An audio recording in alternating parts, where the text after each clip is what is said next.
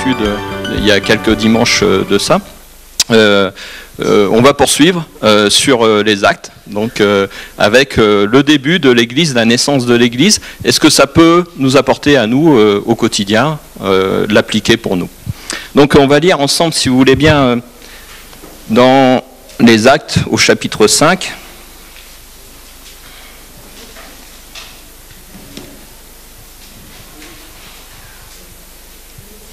Et on va prendre le verset 12, 13, 14, et on s'arrêtera au verset 14. Oh, c'est super, on me l'affiche. Donc voilà, hein, les apôtres accomplissaient beaucoup de signes miraculeux et de prodiges parmi le peuple. Tous les croyants avaient l'habitude de se rassembler dans la cour du temple, sous la galerie de Salomon. Personne d'autre n'osait se joindre à eux, mais le peuple tout entier les tenait en haute estime. Un nombre toujours croissant d'hommes et de femmes croyaient au Seigneur et se joignaient à eux.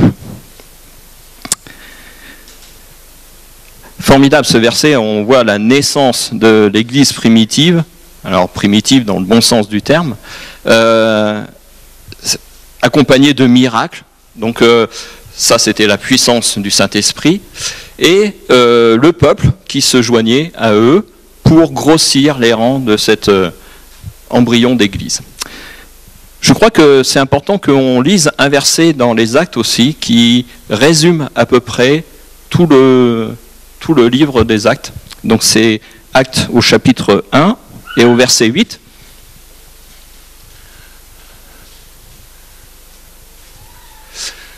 Mais le Saint-Esprit descendra sur vous, vous recevrez sa puissance et vous serez mes témoins à Jérusalem, dans toute la Judée et la Samarie et jusqu'au bout du monde. On l'a vu, on le voit, l'Église en marche, c'est d'abord à Jérusalem, mais après ça a été jusqu'aux confins de la terre. C'est la volonté de Dieu que tous les hommes puissent entendre son message, puissent entendre l'Évangile.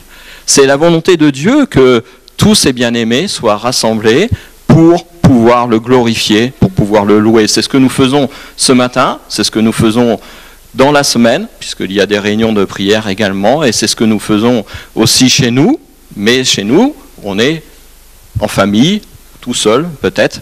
Donc ce n'est pas cet esprit que le Seigneur veut, il veut qu'on soit tous ensemble pour pouvoir le glorifier.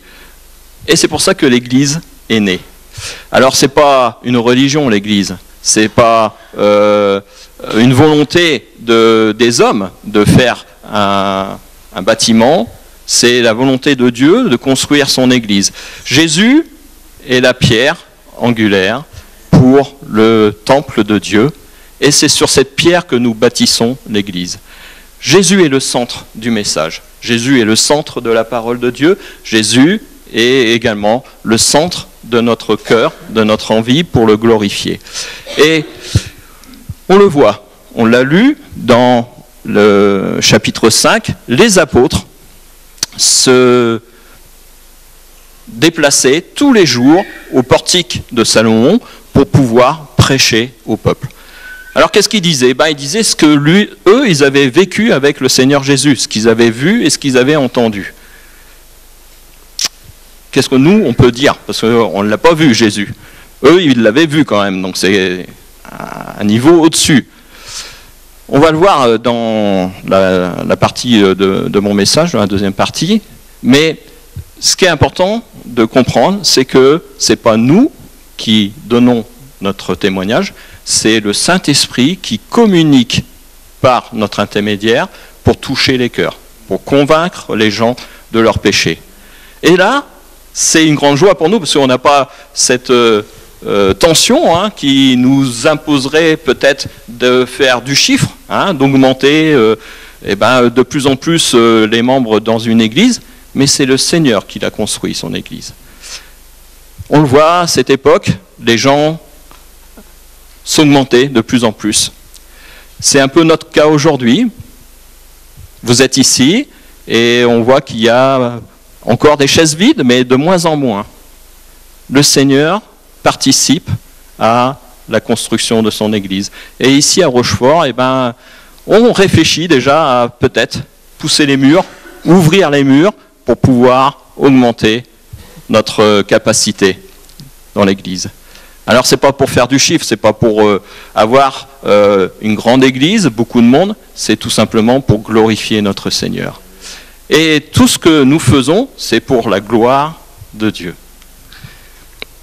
Alors, dans la croissance, vous le savez, hein, il y a la croissance en quantité, mais il y a aussi la croissance en sagesse, donc en intelligence, hein, et en grâce également.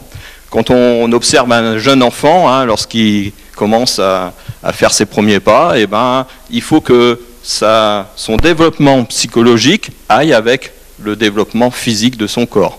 On ne peut pas avoir, enfin ça arrive, mais on ne peut pas avoir un corps d'adulte et un esprit d'enfant. C'est ce que le Seigneur veut pour nous. Il veut que nous croissions en quantité, mais également en grâce et en sagesse. Et dans sa parole, nous avons tous les ingrédients, tous les éléments, toute la nourriture qui nous permet d'accroître notre sagesse. Et c'est une grande joie de pouvoir partager avec vous la parole de Dieu sur ce sujet parce que c'est très important pour notre croissance spirituelle et également ce qui nous permettra de nous défendre contre les traits du malin si jamais il vient à rôder autour de nous. Alors, dans la croissance de qualité, on ne l'a pas lu, mais c'est au début du chapitre 5, on voit un récit qui parle de Ananias et Saphira. Alors, pour ceux qui connaissent bien leur Bible, ils savent que cette histoire s'est produite donc, peu de temps avant le verset que nous avons lu, où Ananias et Saphira avaient vendu leur terrain et avaient apporté l'argent de la vente de leur terrain à l'église primitive. Et Pierre, inspiré par le Saint-Esprit, a su que, en fin de compte, tout l'argent qu'ils avaient récupéré sur la vente du terrain n'était pas sur la table qu'ils avaient donnée aux apôtres. Donc là, forcément, le couperet est tombé, Ananias est mort, sa femme est morte également peu de temps après. Ça a été un électrochoc un petit peu, hein. Vous imaginez dans la conscience des gens de voir deux personnes qui avaient une apparence de chrétiens, on va dire, hein, qui voulaient aider l'église primitive, qui apportaient de l'argent, mais en fin de compte, hein, ils ont gardé une partie de cet argent pour eux. Donc ils ont menti au Saint-Esprit. Dans la croissance d'une église, il est important que nous fassions attention à ce que nous faisons dans l'église. Une église, ce n'est pas un lieu comme un champ de foire ou comme un zénith où on peut danser, on peut parler bruyamment, etc. Il y a quand même un respect à avoir vis-à-vis de Dieu. Dieu est bon, Tim nous l'a dit, et on le sait qu'il est bon, mais sa patience a des limites également, et ce qu'il veut avant tout, c'est que nous soyons saints, le plus saints possible.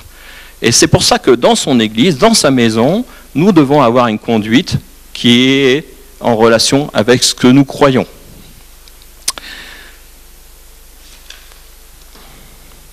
Alors, pour une église, on peut choisir aussi, si on veut avoir du chiffre, de la quantité, de tolérer le péché, par exemple. Alors là, ça attire un peu plus de monde. On peut aussi faire tout pour que les gens se sentent bien. Donc on peut faire des repas, voilà, installer des projecteurs avec de la musique un peu pop, électro. Et puis on peut faire aussi partager leurs idées, ce qu'ils ont envie de faire. Voilà, on peut le mettre en application. Puis se relâcher aussi sur la vérité de la parole de Dieu. Oh, ça c'est tel verset, ça ne m'intéresse pas trop, ça m'interpelle, on ne va pas en parler, comme ça tout le monde sera content. C'est pas ce que Dieu veut. Dieu construit son église, mais il construit avec des gens, avec des personnes qui l'aiment et qui aiment la parole de Dieu. Sinon, il n'y aurait pas d'église. Ça ne servirait à rien d'avoir une église. Les gens, les personnes qui ne croient pas en Dieu, construisent leurs propres bâtiments, avec leurs propres envies. Alors de débauche, de tout ce que vous voulez, de luxure, etc. Ils aiment bien se sentir dans le monde. J'ai vu un reportage il y a pas longtemps là, sur une jeune femme, 21 ans, qui approche du milliard, elle est presque milliardaire. Tout ça parce qu'elle a un téléphone portable et elle s'enregistre, elle se filme. Et avec ça, elle touche tellement d'argent qu'elle est presque milliardaire. Formidable quand même que des gens puissent être attirés par ça. Alors, bon, vous allez me dire, elle fait de mal à personne, mais tout cet argent, toute sa vie tourne autour de l'argent déjà. Et son Dieu, c'est son téléphone portable à cette personne. Et le pire, c'est que d'autres la suivent par l'intermédiaire du téléphone. Donc, je ne vais pas continuer sur cette personne, mais pour vous dire à quel point on peut être attiré par les choses de ce monde et délaisser le plus important pour nous, c'est d'adorer Dieu. Et c'est ce que nous devons faire dans une église. John MacArthur, un pasteur célèbre qui a une émission de télévision, il a écrit « Tolérer le péché dans l'église complique sa direction, sape sa puissance et gâche son témoignage. Les hommes bâtissent peut-être leurs églises en tolérant le péché, mais le Seigneur bâtit la sienne avec des gens qui aiment la sainteté et qui haïssent et dénoncent le péché. » Voilà. C'est ce que nous devons aussi faire. C'est-à-dire qu'on ne va pas faire une épuration. Je vous rassure, ce n'est pas le cas dans notre église, nous n'avons pas encore ces cas-là, mais ce qui est important de dire, c'est que lorsque nous sommes dans l'église du Seigneur, on doit avoir une attitude, et si on est rempli du Saint-Esprit, c'est tout naturel que nous le faisons, on doit avoir une attitude, un comportement qui est conforme à ce que nous croyons. Et il ne faut pas se laisser séduire par des personnes qui peuvent venir dans l'église pour d'autres raisons. Alors c'est bien, l'église est ouverte, tout le monde peut rentrer, et gloire à Dieu. Mais à nous de faire attention à ce qu'on ne laisse pas entrer le loup dans la bergerie également. Alors ça c'est le rôle de l'équipe pastorale, du pasteur et de son équipe, mais également le rôle de chacun. Quand vous entendez quelque chose qui ne rend pas gloire à Dieu, eh ben, ça doit vous interpeller. Peut-être en parler à un responsable en disant, ben voilà ce que j'ai entendu. Alors je ne parle pas de dénonciation, ou, ça n'a rien à voir. Mais il se peut qu'il y ait des personnes qui viennent dans l'église du Seigneur et qui n'aient pas un cœur orienté vis-à-vis de Dieu. Et on doit faire attention. D'autant plus que nous grandissons. Comme l'église primitive, des nouvelles personnes s'ajoutaient. Et on ne peut pas toujours tout contrôler. Plus il y a de personnes, plus c'est difficile de savoir quel est leur intérêt de venir dans la communauté du Seigneur. Donc à nous d'être vigilants dans ce que nous disons et dans ce que nous faisons, et également dans ce que nous entendons.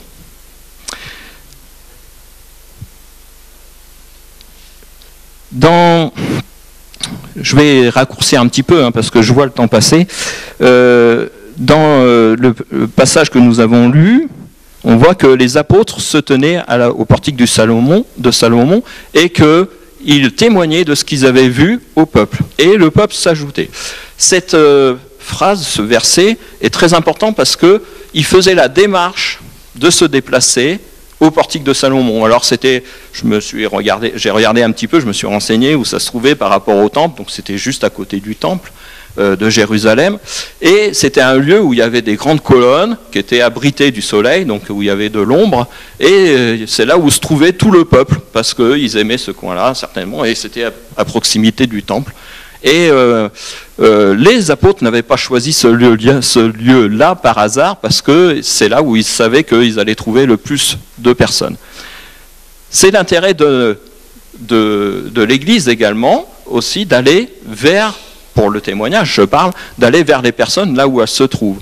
Et c'est pour ça que nous devons avoir notre Église qui est ouverte, pour qu'on puisse accueillir les personnes, mais également, là où le Seigneur nous a mis en place, nous devons être ses témoins pour pouvoir apporter l'évangile.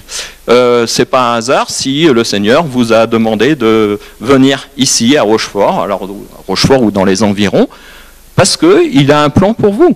Parce que peut-être à votre domicile, il y a des voisins qui ont besoin d'entendre l'évangile.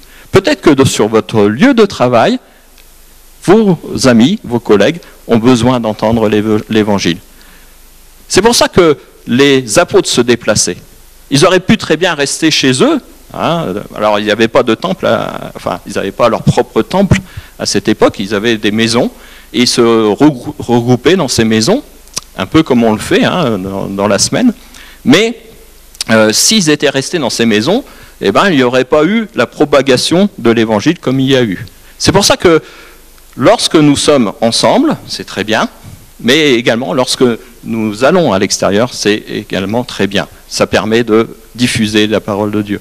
C'est des moyens également, comme on l'a vu avec Mariana et Cathy, le fait de pouvoir aider des personnes qui sont dans le besoin, ça fait partie de ce que le Seigneur nous a demandé de faire.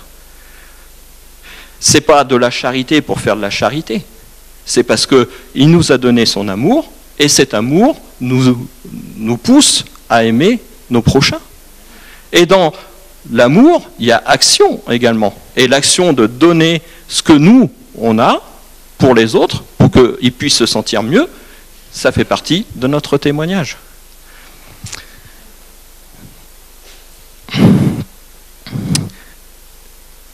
Pour pouvoir accomplir tout ça, il y a quand même des étapes. Je vous ai parlé de sagesse. La sagesse, c'est dans la parole de Dieu, mais également dans notre sagesse personnelle, on doit avoir des moments de prière. On l'a vu les week-ends précédents avec Tim et Guéna aussi qui nous en a parlé. La prière, on nous a expliqué pourquoi prier et comment prier. La prière faisait partie de la vie des apôtres. Tout ce qu'ils faisaient, ils le faisaient avant en prière. Et c'est la préparation minimum qu'il faut avoir lorsqu'on veut rendre son témoignage. On ne doit pas se promener comme ça dans la rue sans jamais avoir prié pour la personne, pour une personne, et rencontrer cette personne et lui parler de Jésus. Il faut déjà préparer son cœur, son propre cœur à nous, et également le cœur de la personne à qui on va parler. Louis ne pourra pas me contredire, quand ce bâtiment a été construit, avant de se mettre au travail, tous les jours, il priait. C'est vrai, Louis ? Ouais, mais en tout cas pour les fondations, ouais, Michel aussi, tu peux le confirmer ? Et c'était souvent avant de prendre le petit déjeuner. On l'a vécu, je l'ai vécu aussi lorsqu'il y avait le chapiteau, lorsqu'on partait en campagne d'évangélisation.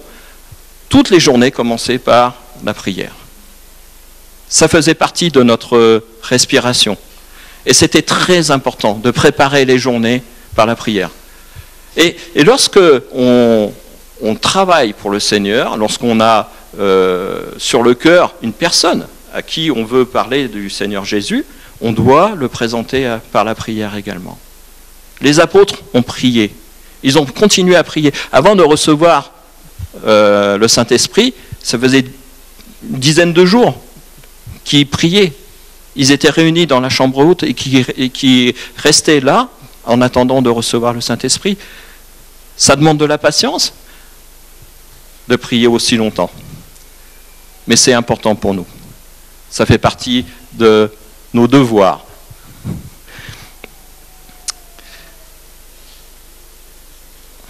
Quelle heure il est ? Ah oui, le temps passe vite. Hein.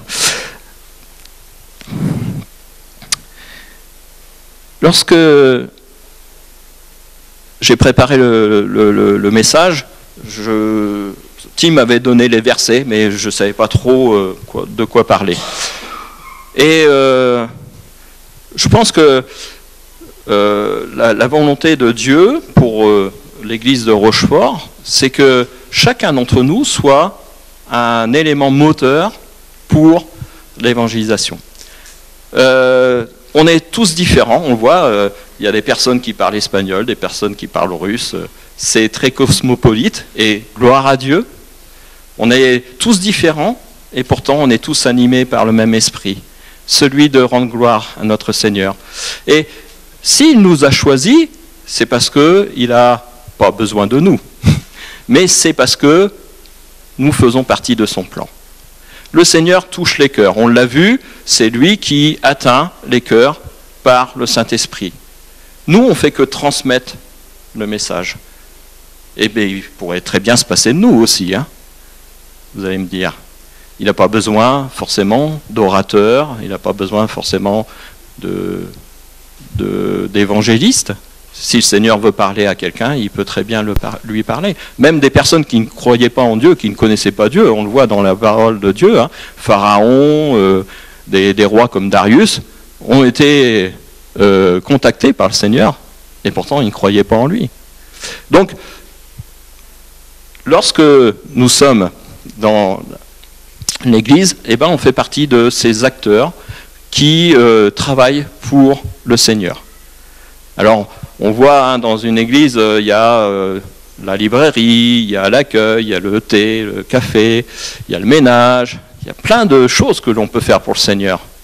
Mais toutes ces choses, il faut que l'on le fasse avec la joie dans le cœur.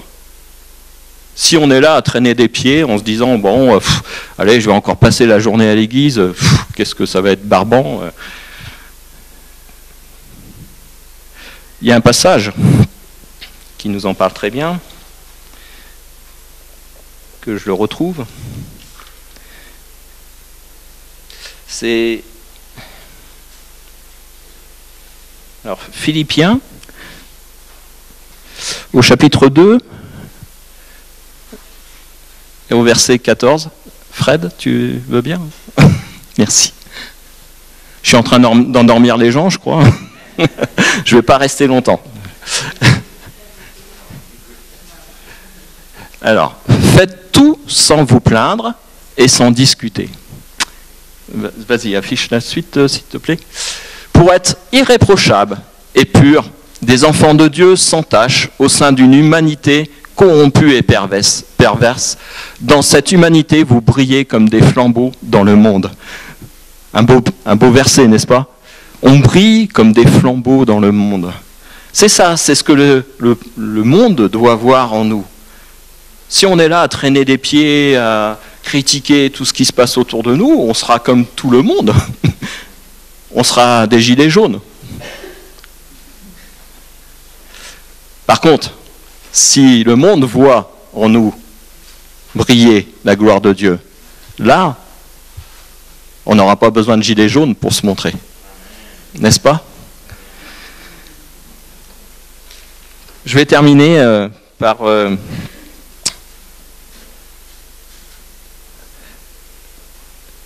la partie où, on ne l'a pas lu, hein, où les apôtres sont convoqués devant le Sanhédrin. Alors, vous savez, le tribunal religieux, ça fait partie également de ce que le Seigneur nous demande. On risque d'avoir ou d'être persécuté.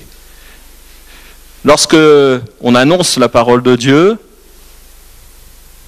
on dérange quelqu'un, vous le savez. On dérange le malin. Lui, il n'est pas content qu'on soit réunis. Il n'est pas content qu'on soit joyeux dans la présence de Dieu. Ce qu'il veut, c'est diviser. C'est vrai, Monica nous l'a dit, le Seigneur, lui, veut multiplier. Vous voyez bien la différence entre la volonté de Dieu et la volonté du diable. Et on risque d'être confronté, effectivement, à une résistance. On en a parlé, hein, ce qui se passe dans d'autres pays où les chrétiens sont persécutés, des choses terribles.